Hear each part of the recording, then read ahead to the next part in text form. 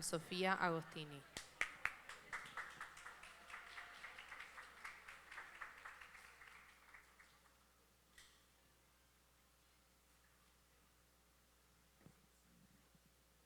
Hi, everyone.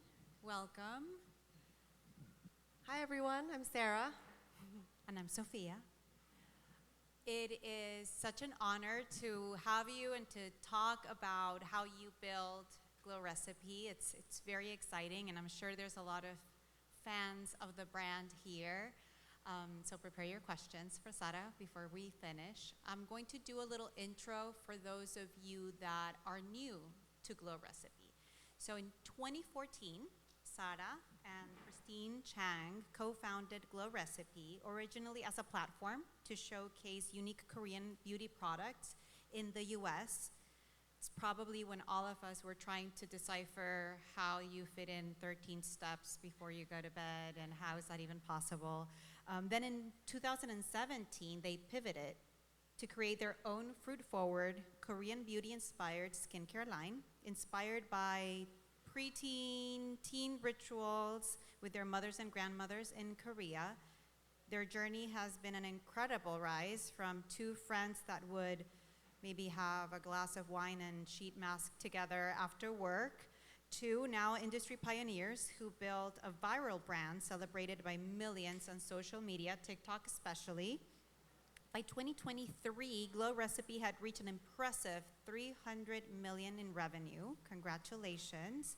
And its best-selling products like the watermelon dewdrops and serums are some of the most talked about beauty products online today. Both Sarah and Christine share a Korean heritage and a love for beauty rituals they grew up with. Before starting Glow Recipe, they spent many years working together at L'Oreal, learning the intricacies of the industry. Their story is as relatable as dreaming of the company that you will build with your best friend while you're doing a mask together, and then brainstorming with sheet masking. Their connection and shared vision have shaped Glow Recipe's journey to success, and today, Sarah is here to share more about how that came to be. So thank you so much. Thanks for the introduction. Of course. Pretty accurate. Okay, good. I wanted to start by piecing together what brought you here, and I'm gonna go a little back. I want to know what kind of high school student you were at, I don't expect I'll get this right, but Daewon Foreign Language High School? Yes? Yep. Okay. I also lived in Hong Kong, so I'm an international kid. I lived there, went to an international school. It was actually a full-on American system. So that's when I learned my English, made friends that are from the US, and also when I started to really appreciate the diversity in cultures coming together. And ultimately, that's when I started dreaming about hoping one day that I could work for a global company. And I ended up doing that, which was L'Oreal, many years later. And what kind of student were you in high school? I was actually a pretty athletic student. Okay. That's what I love the most. I was a field hockey varsity kid, and that was my after-school activity. I was either in practice or in matches every single day. But I loved the collaboration, the team spirit, the competition, and just hard work that pays off. You both your partner and yourself went to college with different backgrounds. You received a Bachelor in Arts in college in Korea. English literature. English actually. literature, okay. Very different, yeah. Did either of you know that you wanted to go into the beauty industry? I think so. I actually, just to kind of dial back even further, I'm Korean, obviously American too, but my upbringing has really inspired me throughout my entire career, and even what I do every single day. I still remember going to public bathhouses with my mother and my grandma every weekend. I remember bonding with my aunts and cousins over DIY masking. We were splashing spoiled milk in bathhouses. Little did I know that milk has lactic acid, and it helps to fortify the skin and brighten the skin tone. But it was just such a pivotal core part of my cultural upbringing. So I knew that I always had this appreciation for skincare especially, and that one day I would do something professionally with it. And so even though my major was English Lit, which is actually, if you think about it, it could be random, but I actually dual majored in business too, so that helps to what I do today.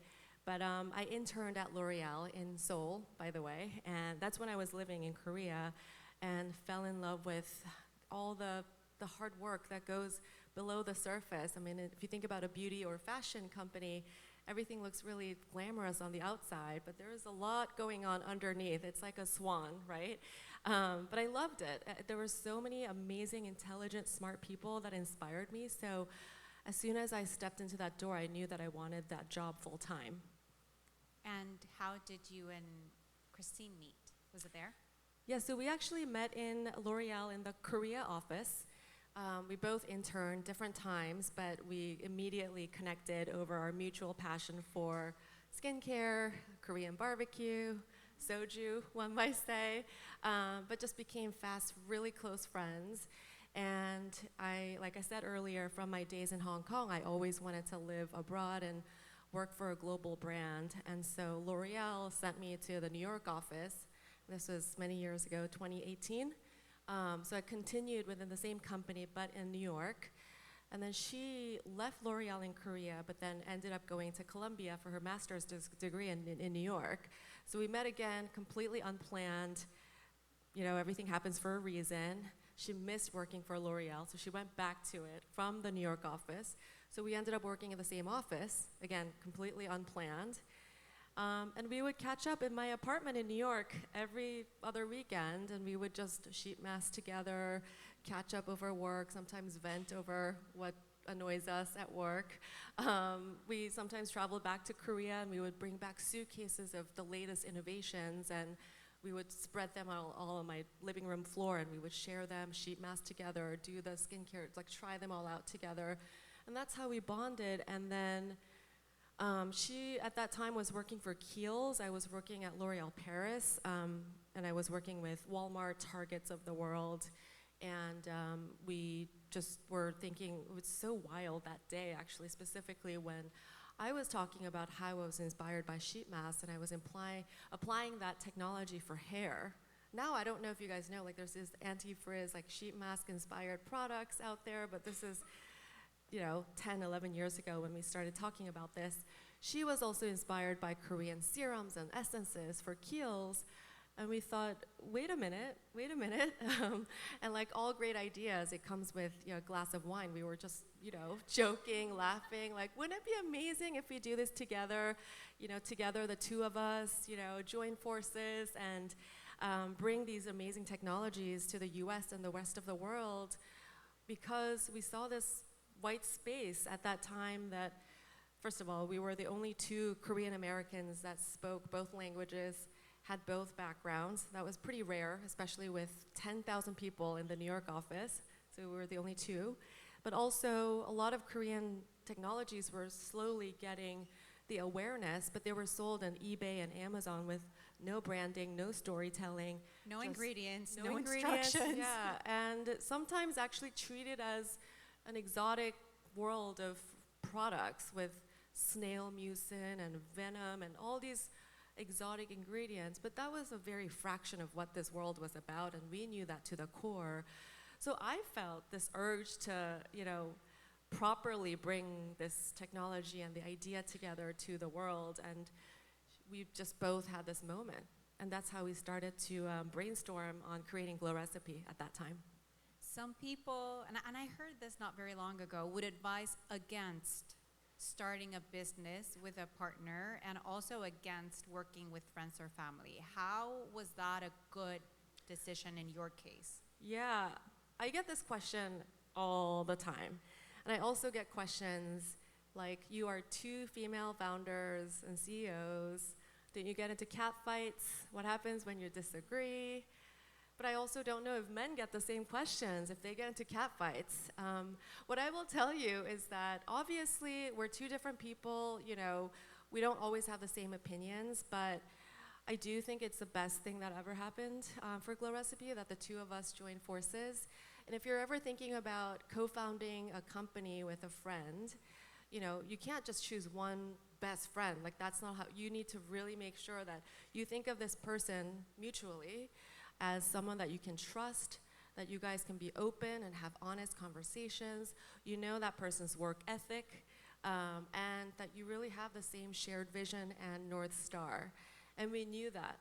The more we spoke about the business idea, the more we felt super aligned. And that just gave us so much credibility and trust that we could do this together. And to this day, I mean, we think about how we build a business. I don't know if you guys are all familiar with Glow Recipe, but we have a very community-driven business model. And so we joke to ourselves, it started from 2, which is the 2 of us, me and my co-founder, to now 4 million plus, how we sort of extended our community because we have over 4 million followers across the different platforms. And the whole idea of the 2 of us, 2 women, again, with the same vision, that genuinely wanted to collaborate, support each other, you know, have their backs. That was the idea of community, actually, if you think about it. It was just the 2 of us. And then we extended to our team. So now I have a team of 80 people. We're probably going to be at about 100 people by the end of the year. And again, that extended to the community. So I really think that it stems from leadership, but also the fundamental value that you have as founders that can really become one of the core DNA aspects of the company. Thank you. That's a beautiful answer. I like that you've been asked that many times because it got us to the answer that we had today. Timing was very important for when you decided to open. Can you tell us a little bit of what people knew of Korean beauty back then and how you filled the gap? Yeah, so like I said, the Korean beauty at that time in 2014 or 13 even was very exotic. It was affordable, it was cheap in a way. There was no storytelling, no branding. I just felt that there was a lot of help and support was needed by people that understood this market. And I don't know, we just felt like we had this mission of doing this properly and leveraging all the lessons that we've learned from L'Oreal. And I'm not sure if you guys know anyone that worked at L'Oreal, but it's an amazing marketing school. I mean, it truly is where I learned all of the basics of what I do today. And I do think that, you know, everything happens for a reason, because I really was able to leverage every single thing that I've learned into what I created with Christine for this brand. But fast forward after 2014, we launched a glowrecipe.com website. It was all about curations of Korean skincare. We were telling the story. We were educating people on why and how. We were also saying that the best Korean skincare products are not the ones with snail mucin or venom. They're actually very safe to use. There's no cruelty involved, and they can be amazing to your skin and can be transforming, quite frankly, if you do it the right way. And the whole philosophy was that the products can be great, and they have to be. That's a non-negotiable. But it's also the how-to. Are you approaching your skincare in the right way? Are you cleansing properly? Are you able to really make sure that every product that you're investing in are actually working hard for you because you're doing it the right way? I mean, we just felt so much passion for education. So we created this platform that was all based on content, storytelling, and education. And then it was always my dream to launch my own creation.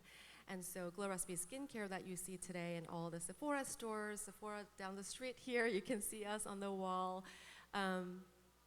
It was stemming from the idea that there was no skincare that really combined quality and efficacious results with fun, accessibility, approachability, and sensoriality. It was either too serious, very science-backed. They had crazy, amazing clinical, technology-backed stories, which were great, but they were highly priced, or the packaging was just intimidating. As someone that did not want to spend over $60 or $50 on a serum, that was another world that it was just, again, was too separated from what I wanted personally too. But also, there were these kitschy, fun products that were not perceived as efficacious. And in the world that I'm from, those can coexist. You can have fun, but still expect an amazing result on your skin. And so that was the inspiration behind Glow Recipe Skincare that you see. And when we launched that brand 3 years later with Sephora in 2017, we said we're not Korean skincare because we're based in the US, our whole team. We make some products in Korea, but not all, or we're not sold in Korea. So don't box us in this world where it's considered trendy and exotic. But in fact, we're sitting next to a global brand. We're just inspired by our heritage, our upbringing. We can sit next to everyone else. So we had to sort of really make the effort to shift the narrative while never forgetting the fundamental story of the DNA. And to this day, I always say our whole brand is anchored in our Korean heritage, and the skincare inspirations are all from there. But we're not really boxed or categorized in this small little bucket is how I'd like to define where we stand.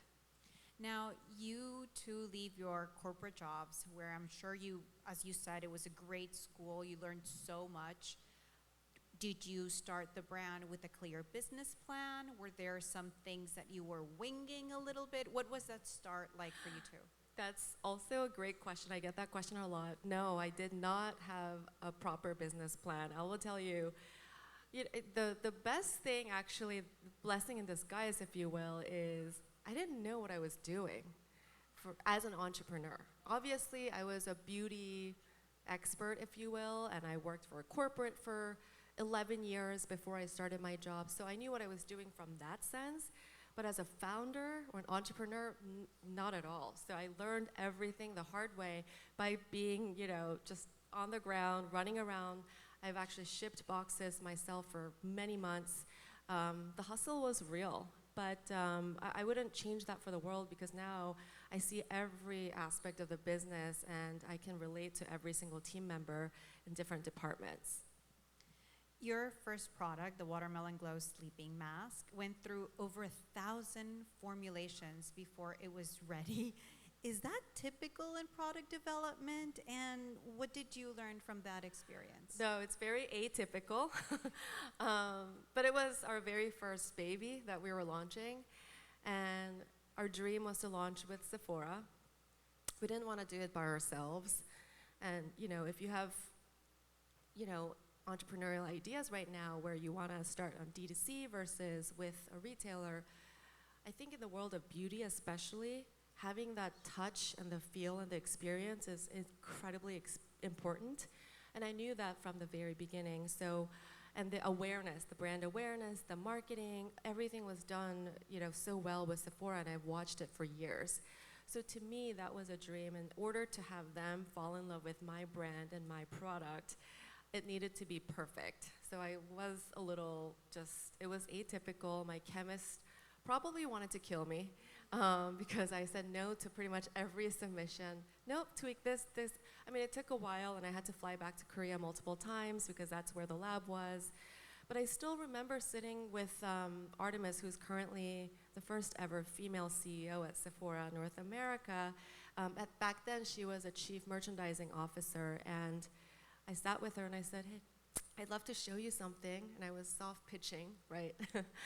and I showed her this formula in a lab sample, just no packaging, basically like a white lab sample with the formula inside. And I had my iPad, which had like a few lines of my concept with some swipe.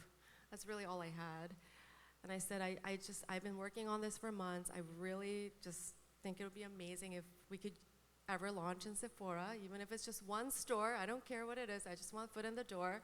But can you try it and let me know your thoughts? So she tried the scoop, smelled it, applied a little bit on her hand, and then asked me a bunch of questions about the concept. And then she said, Sarah, this is going to be the next Fresh. And she said that. And this was 2016. Fresh was a #1 skincare brand at that time. So you can imagine, I still have chills telling you this story because it was that life-changing turning point that happened that really changed the game for us. But leading up to that, obviously, there were a lot of sweat, tears, and a lot of work to get there because of the 1,000 submissions and perfecting the formula to be truly different, sensorial, efficacious, smells good, feels good. It needed to check all the boxes from, the concept that we had. And from then on was history. Maybe you didn't start with a business plan, but you did know what it meant to get an order from Sephora. So I guess that at that moment you were ready to answer to that yes. I was ready. I didn't know all of the logistical challenges that I would be facing, so I do remember having to really just figure it out. It was pretty bumpy because the system, the process, everything was completely new, and I had to learn it to the T, and it was very complicated for a first time, direct to Sephora person. But yeah, I mean, I was gonna do whatever it took. How many people were on the team in 2016, 2017? I think I had 5. Oh, wow. That must have been. Yeah, it was wild. Yeah. I also, again, you don't have to do this if you want to be an entrepreneur, but I remember the first year, I don't think I slept for more than 2 hours a night for 1 full year. I didn't take salary. I was, like I said, packing every single box for many months because we didn't want to be in WeWorks or these nice fancy co-working spaces. We hustled and found a corner office of this company that was about to go bankrupt. I remember seeing a lot of mice there, so we had to really just move and do everything we could. There was a lot of memories, I would say, positively said. And I still joke with my partner, Christine, that had it not been for those days, we would have been a little slower to get to where we are. And by the way, we're 10 years old. It's been 10 years since we founded Glow Recipe. So it's not an overnight success story. It's been a lot of just hard work, steady growth. And I really believe that if you want the brand to stay forever and if longevity is important to you, steady growth is the most important, actually. You described our brand as a viral brand. We had multiple viralities, but to me, it's part of the journey and not what makes you. It's just also what you do after the virality that matters even more. So I could talk a lot about that too, but I think it's really all of the hard work is really the foundation of how we were able to grow the business. One of your several unique features is your formulations. It's usually a fruit plus an active ingredient. Can you tell us where that decision came from and how much actual watermelon is inside that mask? Great questions.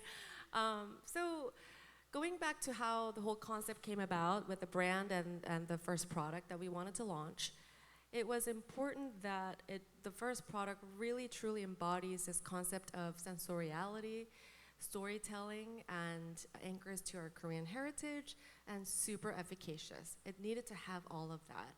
And I remember telling Christine some stories about how my grandmother used to rub watermelon rind on my heat rashes. In hot summer months when I was growing up in Korea, I used to get rashes on my arm, my back, my legs, and my grandmother would always grab a piece of watermelon and just rub the watermelon rind, and in 24 hours they would be completely gone. It was miraculous. I've seen that firsthand. And I was sharing that story with her, and she was like, you know what, I've had the same experience too. And it turns out it was a Korean remedy ritual that a lot of us have experienced. I just didn't know it was a countrywide thing. And I said, wait, well, that's amazing. We could make this into a bottle, actually. Why don't we bring that experience into a bottle? But also, in addition to watermelon, which is, by the way, very mineral and vitamin rich, we could include clinically effective, time-tested, proven ingredients so that there is that trust when it comes to efficacy, because at the end of the day, you use skincare to see a difference, right? So we wanted to anchor that trust with the formulation, but the fruit itself is very beneficial to the skin, and I realized at that time, no one was speaking about watermelon in skincare. It just was a very simple point of difference that we were able to make. And so to us, to marry sensoriality and efficacy, this was a perfect story to just, again, combine that brand DNA into a product bottle. The other thing we thought about was packaging, because we didn't get funding from the beginning. It was actually my $25,000 and my co-founders 25K, so we had 50K as a pool to start our company. And we wanted it to be very, the packaging had to sell on itself because we were not gonna have any marketing budget. We're not gonna do any ads. We actually didn't for the first few years. So we were inspired by how chilling the watermelon rind rubbing experience was, how cooling it was. So we were inspired by an ice cube. And if you pour hot water from above, it creates this undulated, irregular shape. And it still looks like a beautiful ice cube. And so that was the story of the jar. And it was really important for us that on social media, it stood out. And it did. And I wanted to pivot to social media, which is very important to your growth and the phenomenon that Glow Recipe is. Community building can be a buzzing term that sometimes feels overused, but Glow Recipe has genuinely engaged with its community from the beginning, when it was only 2, of course, but when you started, you spoke to your customers a lot and you listened to them. Can you tell me how you built this, if this was always in your plan, and how do you scale? Because now you said you have 4 million people speaking to you. Well, it wasn't always a plan to build a social media powered brand. That wasn't specific. Again, I said, I didn't really have a business plan. I just wanted the best products. I wanted to educate, and that was really how it started. It's very simple. And the reality is you learn so much as you are doing things, and then that's when your ideas come and you keep pivoting and optimizing. I really think that's the beauty of being an entrepreneur. But that being said, you know, we were so grateful. I still remember the first day someone emailed us, because until then it was just our family members buying our products, no one. And I still remember the first day that someone commented on our social media post. Until then it was our husbands liking our photos. And so it was so just appreciated. Like, I could not even explain to you what it meant that someone actually took the time to look at us and email us and ask questions about our brand that we put so much love into. And so it just came from a genuine sort of gratefulness, gratitude, that I wanted to, and Christine too, personally respond to every comment, every DM, and every email, and write handwritten notes to every single package that we shipped for a while, until it got impossible. But it was definitely something that naturally happened, that became just, the foundation of the community building. Because there's still customers that come to us that used to shop 10 years ago. We recently, to celebrate our 10-year anniversary, we did a masterclass tour in 11 different cities. We actually did one in Miami too. Since I live here, it was important to do something here, but that was the inaugural class, and then we just ended one in Canada last week. But the people that attended the class, there were so many of them that still had the handwritten note that we wrote to them, or people that just knew us from when we were starting out, and it was just such a special time that we had together. But even to this day, I will tell you, with my team, within 24 hours, if you DM Glow Recipe, you're gonna get a response. It's our #1 priority with our customer care team, because we're thankful. We're thankful that someone wrote something to us. We also start every Monday morning team-wide meetings on Zoom with our customer care team kicking off the meeting. Not our sales team, not our marketing team, our customer care team. They start off by recapping or reading out some of the customer notes from the past week, and it grounds us. It makes us really thankful once again, and that's how we start the week. And I think that's a great example of how leadership values really stem down to how you operate and how you build your business. Now, TikTok was a major platform for Glow Recipes' popularity, especially around 2021. Was that something that you planned for? Did you send product to these incredible influencers that helped you at the beginning, or was it kind of serendipitous? So it's funny because you can't ever predict that you're gonna go viral on TikTok. And this is one of those very first moments. And thankfully I had many more of them since then. But the very first one, to your point, happened when Michaela, the beauty influencer, posted something. She was stitching what Glamzilla, another influencer, reviewed about our products. And I didn't even know that that post was up. I was actually getting a phone call from my Sephora merchant on a Saturday. And she called me and she said, Sarah, what's going on? Did Kim Kardashian post you guys? Like, what is going on? Like, you're selling every second. Like, this in real, like, it's not normal, was basically what she was saying. So I was like, okay, well, it's a Saturday. I feel a little weird to like ask my team members to find out what happened, but let me just try. So we have a group Slack and I said, FYI, our brand is going viral for some reason. Anyone have any idea? And of course, 15 Gen Zs from my team were like, yep, it's this. So they all sent the same link of what went viral. It was just like a funny memory because we were refreshing, and every refresh, there was like 200K more views. It was just the most insane thing.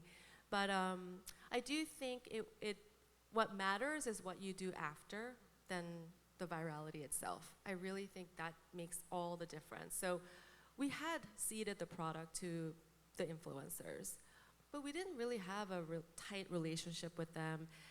Glamzilla we knew, and she always had this affinity for the brand, but Michaela, we didn't really have, because she blew up in just a year prior. Like, she was a very new TikToker that came as this like hottest girl.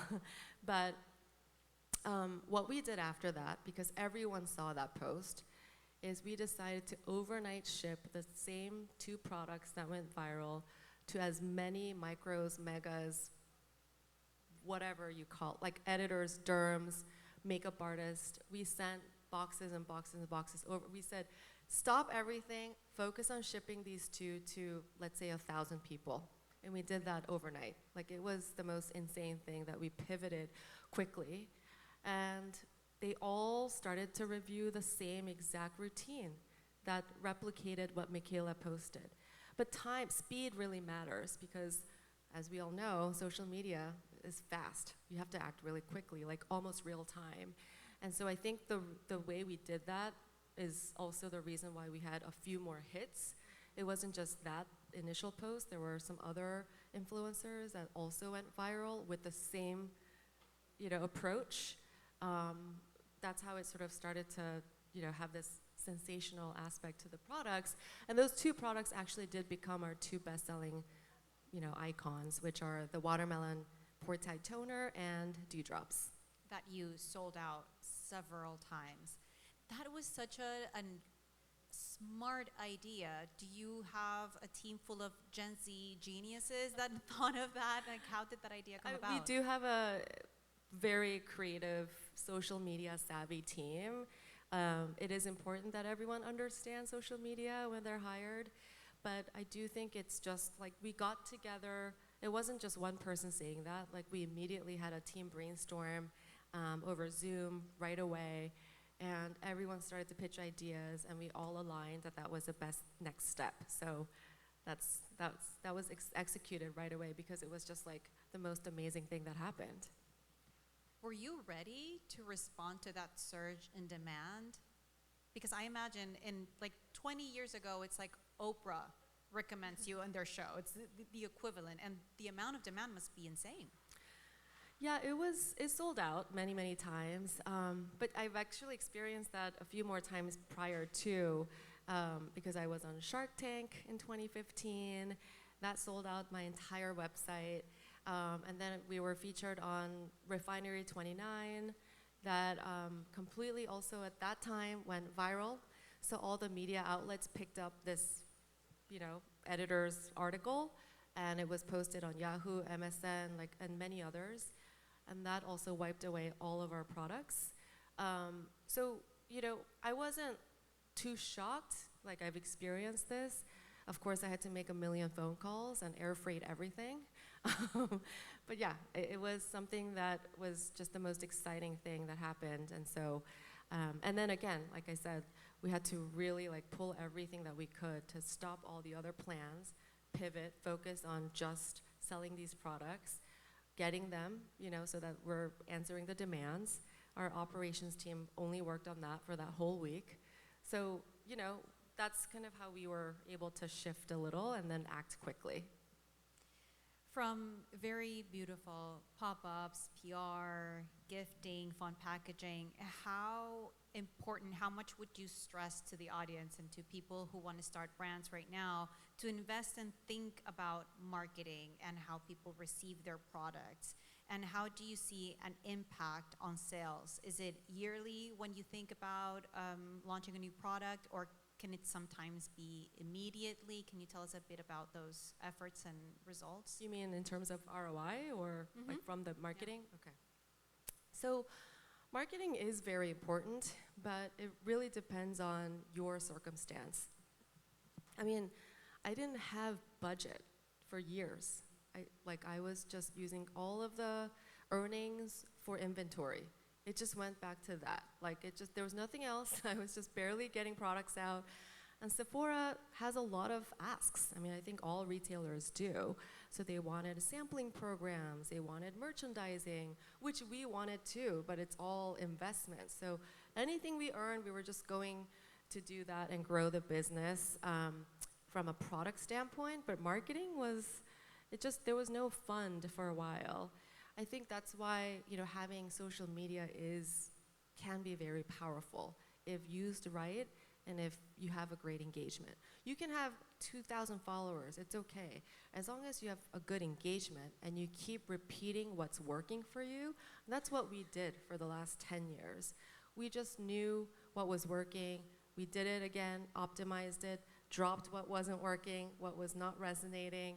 It's a constant play in that, but also building a network of people that are true advocates, I think, is one way to think about marketing.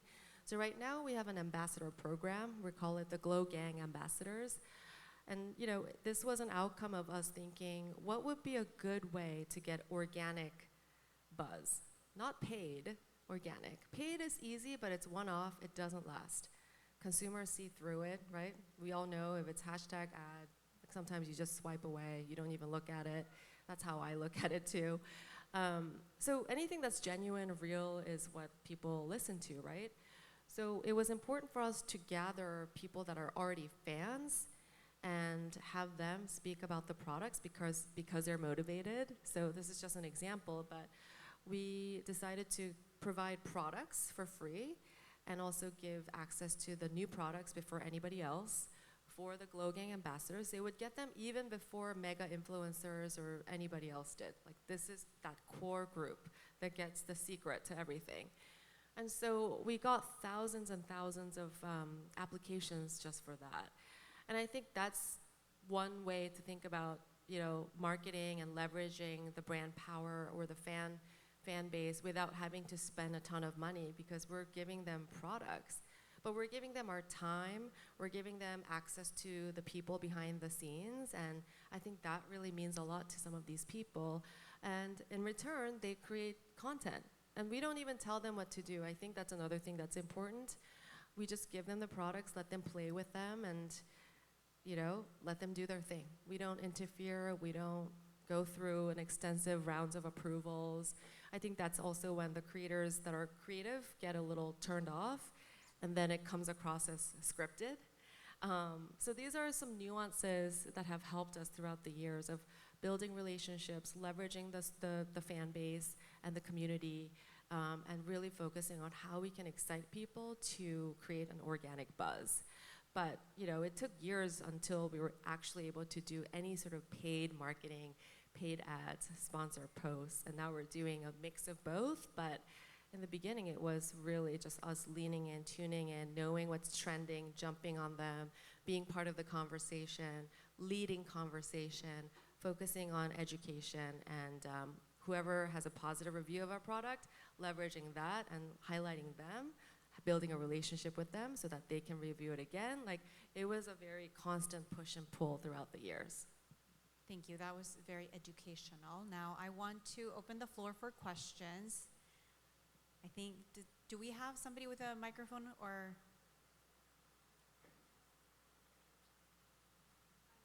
Hi, Thank you so much. Congratulations. Thank you. What a journey.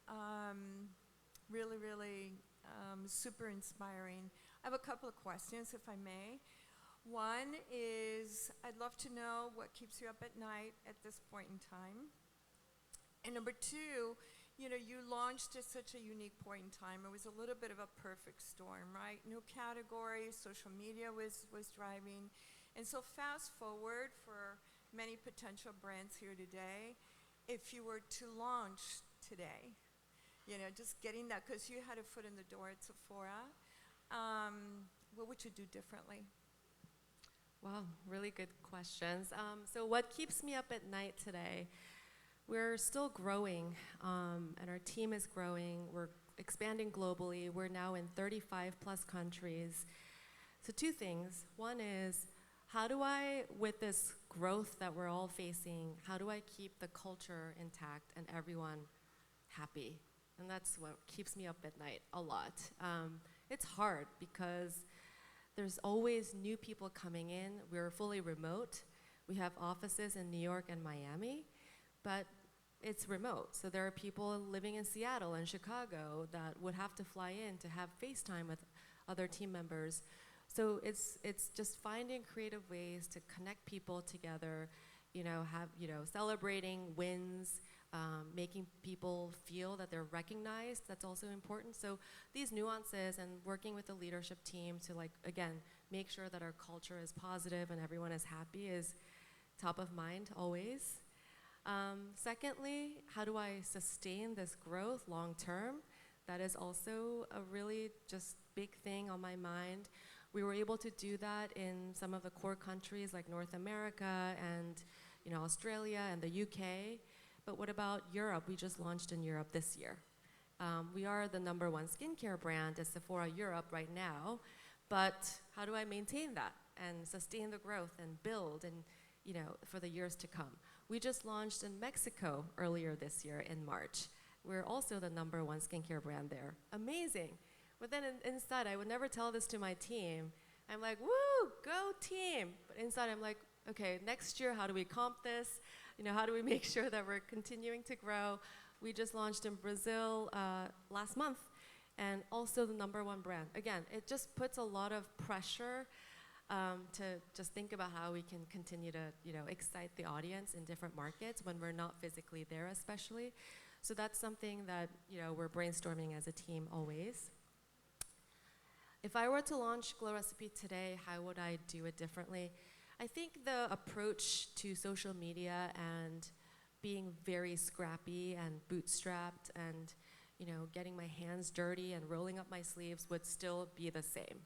I really think as founders, you kind of need to go through that in order to relate with your team and be able to just make decisions quickly because you know the inside out. In terms of where the market is today, obviously it's a lot more expensive to work with creators and influencers, and I do realize that when you have events or parties and you invite megas, they don't show up unless they're paid. So the one thing I would do is to focus on the nanos. That's what I would do. And this is not what my approach was. 10 years ago, I put together with my co-founder a press and influencer list of 600 people. 600. And the way we found these email addresses was also such a hustle because I was Googling Condé Nast email format, Hearst email all of this. And maybe some of them were, not the correct email addresses, but we were emailing all of them, customizing the story, after reading their articles for the past 3 months or after watching their YouTube videos for the last 3 months to understand what they needed for their skin. And we customized all of their routine recommendations, and that's how we got a lot of responses. Because I don't think you could do that now. I think the influence, of course people appreciate personalization, all of us, but I would, if I were to launch a brand now, I would focus on nanos, build relationships, but many nanos, not 10, you need like hundreds, and be able to have the small people talk about you in a widespread way. That's how I would do it if I don't have a ton of resources and budget. we have time for one more question. Oh, Thank you. Your story has been very inspiring and interesting to hear.